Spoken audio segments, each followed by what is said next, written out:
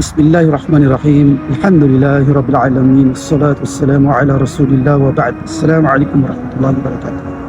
Sa panahon ng Rasulullah sallallahu alaihi wasallam, mayroong mga grupo ng mga Hudyo at Kristiyano na tumungo sa Rasulullah sallallahu alaihi wasallam at sila'y nagtanong kung sino nga ba ang Allah.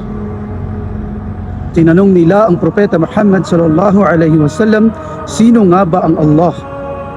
At dito mga kapatid sa pananampalataya ay bumaba si Jibril at inihayag ng Allah subhanahu wa ta'ala ang isang sura sa banal na Quran, na ang sura na ito ay batid natin lahat ng mga kamusliman, baguhan man o datihan man, ay sa ulado ito.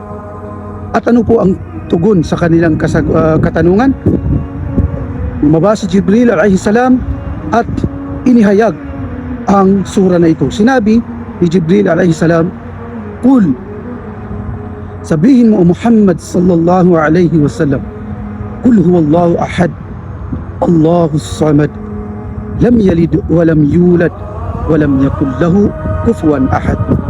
Na ayon sa malapit-lapit nitong salin na sinabi ng Allah subhanahu wa ta'ala sa banal na Quran bilang tugon sa mga nagtatanong. Sinabi ng Allah, sabihin mo Muhammad sallallahu alaihi wasallam na ang Allah ay iisa, nag-iisa. Allahus samad, siya ang sandigan ng lahat ng mga nilikha. Ang lahat ng mga nilikha ay umaasa lamang sa Kanya. Siya ang ganap na sandigan. Lam yalid wa lam yulad, hindi siya nagkaanak at hindi siya ipinanganak. Walam yakul lahu kufuwan ahad, at sa Kanya ay walang makakahalintulad o makakapantay. Allahu Akbar. Mga kapatid sa pananampalataya, batid niyo ba na ang sura na ito ay sapat na upang ipaliwanag natin sa mga hindi mananampalataya ang kadakilaan ng Allah subhanahu wa ta'ala, ang kaisahan ng Allah subhanahu wa ta'ala. Ibig sabihin, tauhid, kaisahan ng Allah subhanahu wa ta'ala sa kanyang pagkapanginoon, sa kanyang kadakilaan. Allahu Akbar.